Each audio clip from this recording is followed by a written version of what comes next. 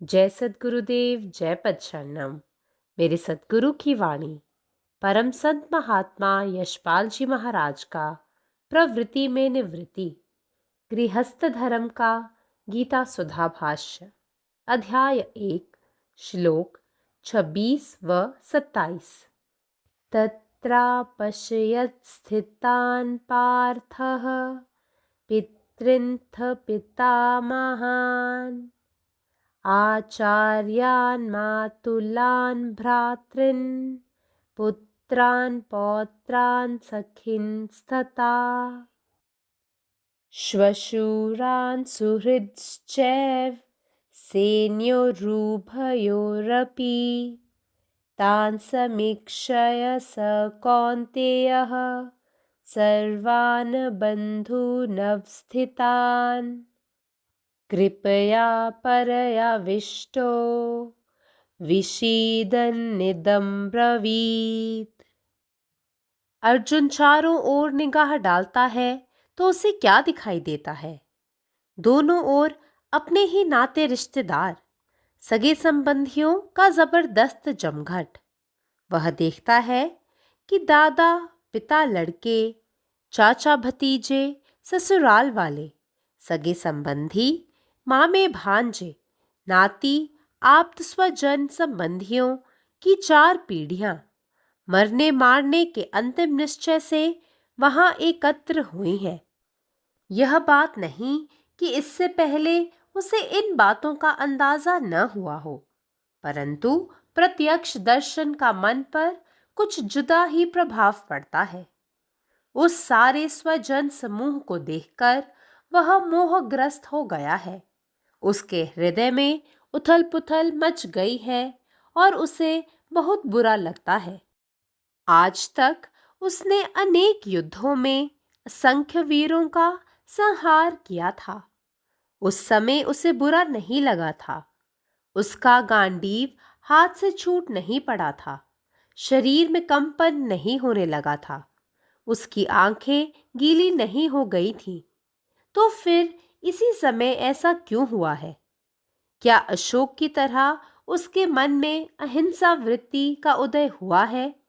क्या शंकराचार्य महाराज की तरह उसकी आत्मा में ब्रह्म ज्ञान का उदय हो गया है और संसार उसे भ्रमात्मक दृष्टिगोचर होने लगा है?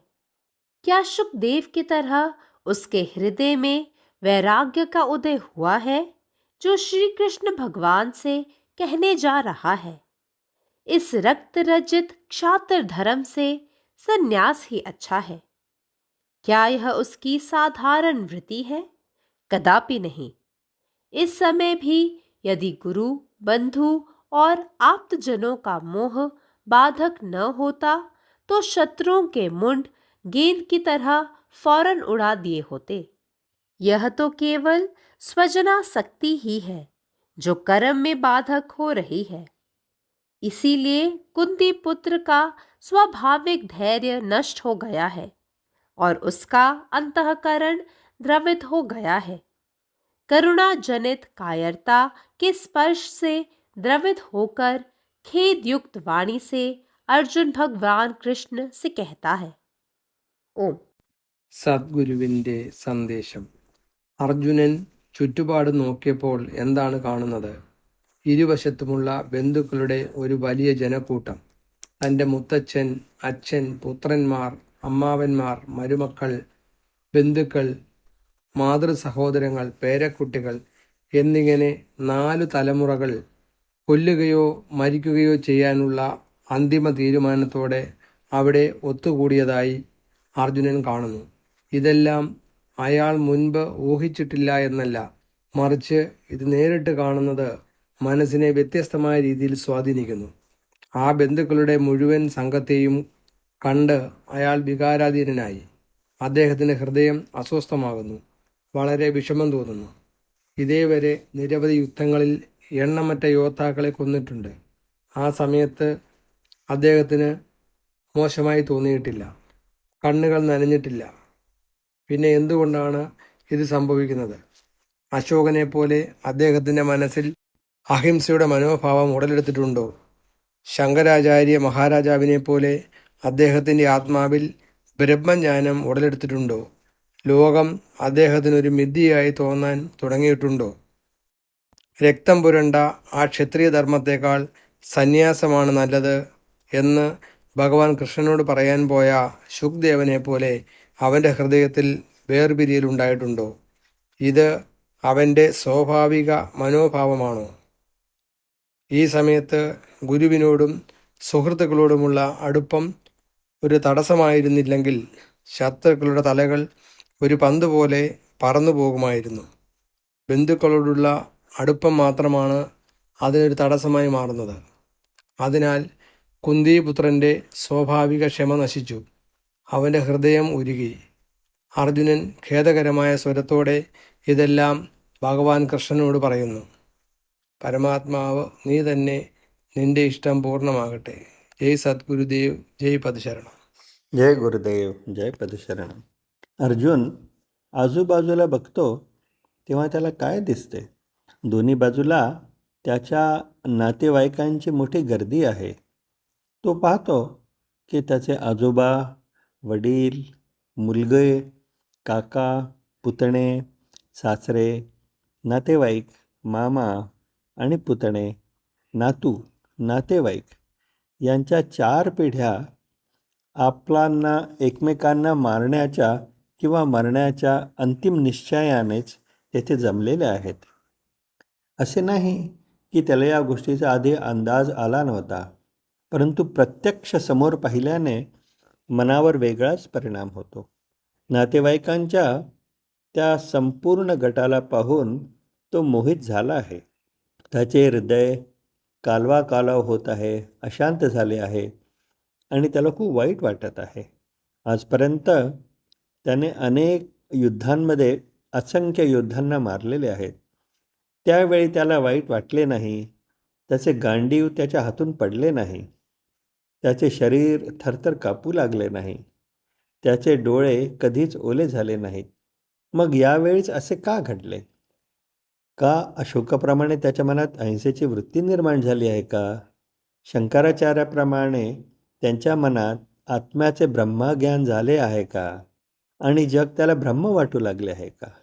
या रक्ताने माखलेल्या क्षत्रिय धर्मापेक्षा संन्यासच चांगला आहे असे भगवान श्रीकृष्णाला सांगणाऱ्या शुकदेवाप्रमाणे त्याच्या हृदयात वैराग्य निर्माण झाले आहेत का?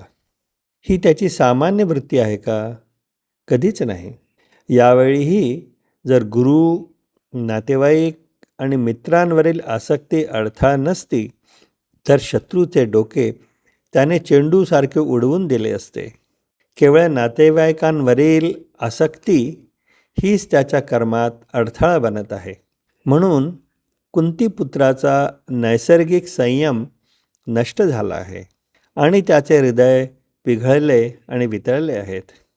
करुणेतून जन्मलेला या भ्याडपणाच्या स्पर्शाने वितळलेला अर्जुन भगवान श्रीकृष्णांना खेदजनक स्वरात सांगतो आहे. जय गुरुदेव, जय పదశరణం. నా సద్గురు సందేశము గీతాసుధ పరమసత్ మహాత్మా శ్రీ శివాజీ మహారాజు వారిచే ప్రతిపాదించబడిన ప్రవృత్తిలో నివృత్తి గృహస్థ మార్గంలో గీతా భాష్యము అధ్యాయం 1 శ్లోకము 26 మరియు 27. నలువైపులా దృష్టి సారించిన అర్జునుడికి కనిపించింది ఏమిటి? రెండు వైపులా తన చుట్టములు, బంధువులు, స్వజనుల సమూహములే ఉన్నవి. అతడు తన తాతలు, తండ్రులు, కుమారులు, చిన్నాన్నలు, సోదరుల కుమారులు, మేనమామలు, దగ్గర బంధువులు, మామలు, మేననళ్ళు, దగ్గర చుట్టములు, సంబంధీకులు అయిన 4 తరముల వారు చంపుట లేదా చచ్చుట అనే అంతిమ నిశ్చయంతో అక్కడ చేరి ఉండటం చూశాడు. అర్జునుడికి ఈ విషయాల గురించి అంచనా ముందు తెలియనిదేమీ కాదు. కానీ ప్రత్యక్షంగా చూసేసరికి మనసుపై కొంత భిన్నమైన ప్రభావం పడుతుంది. ఈ సమస్త బంధుజనుల సమూహంను చూసి అతడు మోహగ్రస్తుడయ్యాడు. అతని హృదయంలో గందరగోళం వ్యాపించింది. అతనికి ఇది చాలా తప్పు అనిపించింది. నేటి వరకు అతడు అనేక యుద్ధముల్లో అసంఖ్యాకమైన వీరుడు సంహారం చేశాడు. అది ఆ సమయంలో తప్పుగా తోచలేదు. అప్పుడు అతడిని గాంధీవం చేతుల నుండి జారిపోలేదు. శరీరంలో వణుకు కలగలేదు. అతని కన్నులు ఎన్నడూ చెమ్మగలలేదు. మరి ఇప్పుడు ఈ సమయంలో ఎందుకు జరిగింది? అశోకుల్లో అతని మనసులో అహింసా ప్రవృత్తి ఉదయించిందా? పూజ్య శంకరాచార్యుల వల్ల అతని ఆత్మలో బ్రహ్మజ్ఞానం జరిగిందా? ఈ ప్రపంచం అతనికి భ్రమాత్మకంగా గోచరించసాగిందా? శ్రీ సుఖదేవుల్లో అతని హృదయంలో వైరాగ్యోదయం జరిగిందా? ఈ రక్తరంజిత క్షాత్రధర్మం కన్నా సన్యాసమే గొప్పదని శ్రీకృష్ణుతో అంటున్నాడు. అది అతని సహజమైన ప్రవృత్త ఎనడూ కాదు. ఈ సమయంలో కానీ గురువు, బంధువు, ఆప్తజనులు అనే మోహం బాధించకపోయినట్టయితే శత్రువుల తలలు బంతుల వలె తక్షణం ఎగిరివేయబడి ఉండేటివి. ఇది కేవలము కర్మయందు బాధ కలిగించడి సృజనాశక్తి మాత్రమే. అందుచేత కుంతీపుత్రునికి స్వాభావిక ధర్మం నశించింది. అతని అంతఃకరణం ద్రవించిపోయింది. కరుణాజనిత ప్రికితనపు స్పర్శించే ద్రవించి విచారయుక్త పలుకులతో శ్రీకృష్ణ భగవంతునితో ఇలా అంటున్నాడు: పరమాత్మ, నీవే ఉన్నావు, నీ ఇష్టమే నెరవేరాలి. జై సద్గురుదేవ్, జై బసరణం. अर्जुन चारू दिस नजर फेरैत अछि तऽ की देखैत अछि?